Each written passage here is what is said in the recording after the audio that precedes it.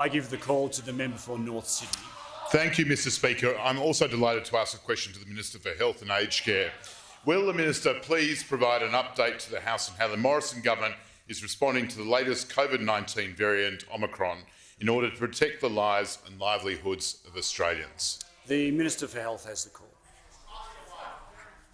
Thank you very much, Mr Speaker, and I want to thank the member for North Sydney, and he's also been a great advocate for action in relation to HIV, and together we launched the PrEP, pre-exposure prophylaxis with regards to another pandemic, and that has helped save lives and protect lives in Australia, along with many others on all sides who've been advocates for action. But for this pandemic, as I was saying, when we look around the world, we see over 630,000 cases of COVID-19 in the last 24 hours. Now, agonisingly, over 8,200 lives lost in just the last 24 hours. And against that background, that which has occurred in Australia remains something to which almost every nation in the world would aspire.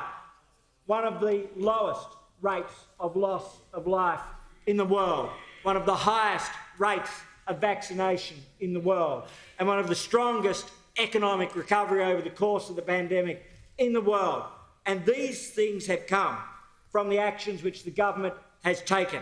In particular, let me say, when we look at the vaccination rate, we now have 39.3 million vaccinations, 92.5% of Australians 16 and over who've had a first vaccination, 87% of Australians 16 and over who have had a second vaccination. And very significantly, as of today, we have now reached an extraordinary 99% of all Australians over the age of 60. It had been over the age of 70, now it's over the age of 60. So those who are most vulnerable are most protected. That is a level to which the whole world would aspire, 99% of over 60s.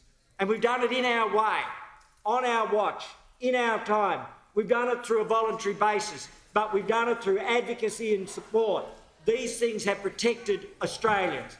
And so in terms of the Omicron variant, the actions that we took on the weekend, the Prime Minister authorised them with the decisions which were immediate, to stop the flights from Southern Africa, to ensure that there was quarantine in place, to work with the states to make sure that the 72-hour provision was in place, which was endorsed and strengthened for the next 2 weeks by National Cabinet only yesterday under the Prime Minister's role of chairing it.